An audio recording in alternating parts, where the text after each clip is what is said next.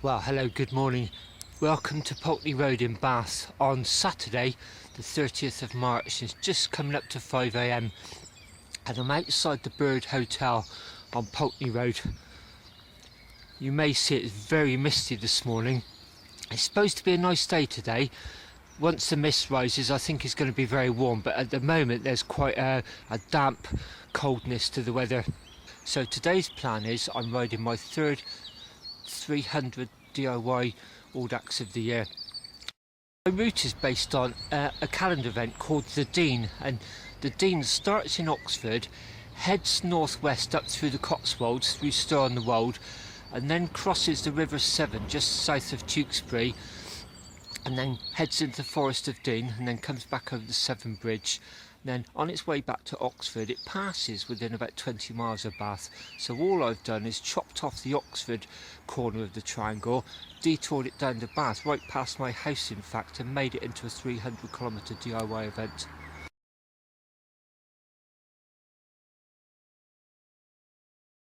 So because of the way I've constructed this route, basing it on somebody else's route, I've actually lost one of the main mental tools I use to motivate myself on long rides. So I'll explain a bit about that later on, but at the moment I'm going to head out. The plan is to get out of Bath within about 5 miles. It should be light and I'll be on some minor roads. At the moment I've got all my lights, both lights on the back of my bike. I've got a head torch plus a strong front light, and I've got lots of reflective gear on, so I've taken every precaution to remain safe. So I'm on the A4 now at the top of Box Hill, and as I came out of Bath along this road, you went through little patches of thick mist and then it would clear, even had a blue sky. And now I'm at the top of Box Hill. It's almost clear, but look at that amazing sea of mist there down in the valley. This is what I love about long distance cycling, just the things you see that are just totally unexpected, and the experiences you have, you just can never predict them. I just love the randomness of it. So I'm skirting around the outskirts of Chippenham. So maybe an update about my plans for the summer. I did make a video about the goals I've set myself. The main goal for this year is an alternative end-to-end from Dover to Cape Wrath. So I said in the video, I've booked all my accommodation by one night, and I'm still waiting for that one night to become available. It's actually a youth hostel, and I did contact them and say, when will booking be open? You would imagine they would sort of be taking their summer bookings by now, and they did say they wouldn't open it until 3 months before the date. So I've been checking it, and they've been opening a week at a time. So how can I put that in a polite and respectful way?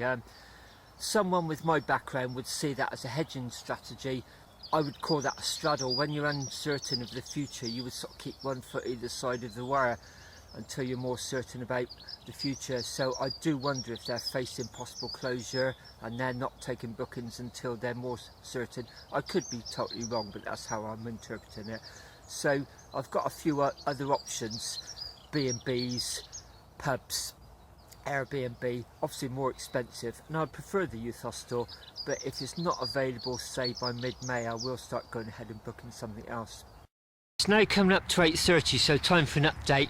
I've just stopped in the really nice town of Cricklade in Stacey's Kitchen to have beans on toast and a hot drink. And the reason I stopped there is my Garmin doesn't seem to hold its charge that well in cold weather, and this morning was actually quite cold, so I got a battery alarm. So I knew I was going to need to give it quite a significant charge, not a quick 5-minute bus stop charge.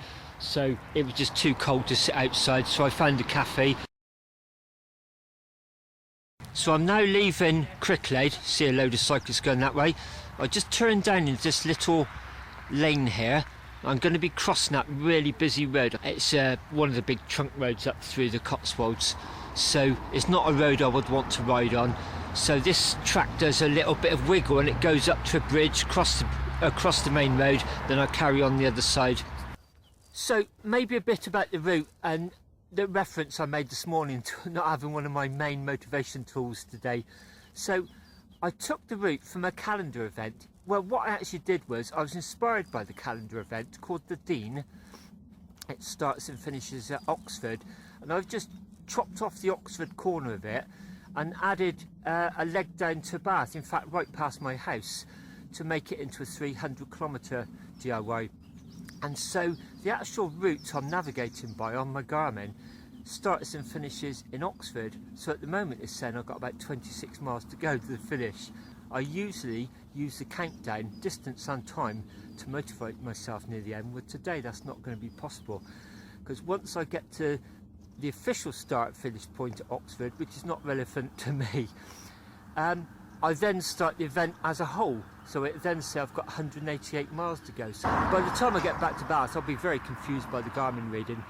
So what I do in situations like this is I use some geographical goals to sort of motivate me.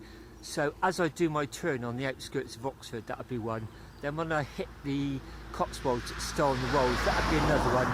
And then when I do my turn just south of Tewkesbury and cross the River Severn at Hall Bridge, that would be another one.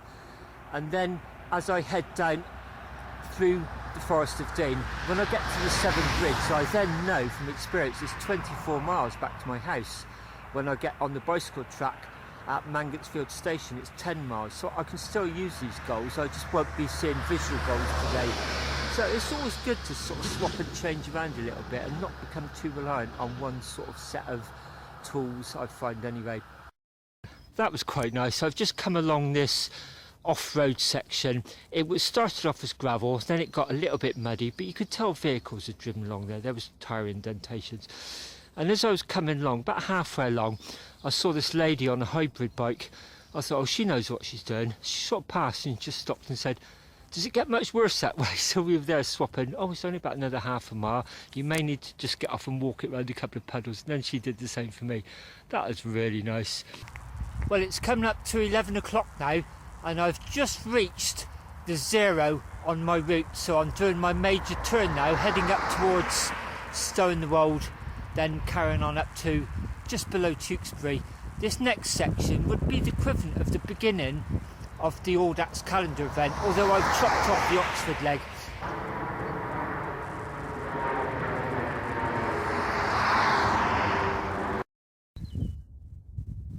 Looking across at the Cotswolds and Oxfordshire countryside. Looking back the direction I've just come. Really enjoying this, trying to savour every moment. I'm just on the 100-mile mark in the middle of the Cotswolds on these really long up and down sort of valleys. Quite hard going, but very enjoyable. Nice quiet road. Look at this. Just about to drop down into the Cotswold village of Winchcombe. No wonder it's been so hard. It's very hazy, but look at that. I think that's Winchcombe there that I'm about to drop down into. Then there'll be one more hill the other side, I think, and then it's fairly flat as I cross the River Severn. So we head over towards the Forest of Dean. So a bit of respite in about an hour or so. Down in Winchcombe. This reminds me of a camping holiday me and Linda did soon after we got married. We went off on my motorbike, and I remember we camped not far from here and came over here for an evening meal. Really nice night. So I'm now at another one of my goalposts. I'm just crossing the River Severn south of Tewkesbury at Hall Bridge. So after Winchcombe there was a long old drag up over Cleve Hill, and then there was a drop down to the plain, the Severn Plains. So it's been quite easy the last hour or so. Now I'm heading across to Newent. There's a little spur there on the route, and I've got to do that going to town. It'll be a good place to pick up some food, but I've got to do that to get my mileage up to at least 300 kilometres. So I'm now in Newent, and it's 128 miles gone, so I'm just over 2/3 of the way round. It's been a lovely warm day, so it's just starting to cool down now. I've put on a nylon top, put my scarf. I'm not going to put longs on because from here it's quite a grind up over the Forest of Dean before I drop down to Chepstow. I'll probably put my longs on then. But yeah, it's been a fantastic day. So I'm just going to have some energy here. I've got a roast chicken salad sandwich and a small can of Coke. Yeah, looking down at Mitchell Dean, Forest of Dean there in the background. So this time tomorrow evening be the first day of British summertime, so it'll be much lighter in the evening, dark in the morning. Really looking forward to that. Today's felt like summertime though. First day in shorts of the season, that's always feels good. Now on this fantastic leg as you drop down out of Micheldene heading towards Sudeley, go through this fantastic valley wooded area, and then when I get to Sudeley there's quite a long climb there up through the forest, and then eventually climbing up to St Briavels where the castle is, then a drop down to Chepstow for the final leg across the Severn Bridge. Up to 9 p.m. I'm just crossing underneath the carriageways of the Severn Bridge. Currently they're demolishing the toll booths and you cannot cycle along the westbound carriageway cycle path, so you've got to do this diversion underneath the bridge and then head against the traffic on the cycle path on the eastbound carriageway. I actually routed it into the ride, so I'm pretty sure I was going to have to come down here, so I've actually used this to get the route up to 300 kilometres. So about 2.5 hours to get home from here. Just phoned Linda to give her an ETA. Just at Mangotsfield station on the Bath to Bristol bicycle track. There's a station along there, so it's 10 miles back to Bath. So it's been a fantastic day. I'm still in mitts and I'm still in shorts. I have got 2 torso layers on my high vis and the windbreaker underneath, and I've gone back to a woolly hat as well. But apart from that, I'm lovely and toasty warm. So the next couple of rides, I'm riding one of the Elvis rides in Bristol next weekend. It's an audax 160 kilometre version. And then later in the month I'm going to ride the Heart of England 300 calendar events, one of my favourite events. And it starts and finishes at Cirencester in a village hall. So I'm going to ride up on the Friday evening, stay in the hall overnight, bivvy with other people, and then when I finish I'll be bunking down in the hall Sunday morning, riding back to Bath. So that's some of my plans for the coming month. 10 miles back home, see my darling wife, so I'm going to sign off now. As usual, thanks so much for watching, and until next time.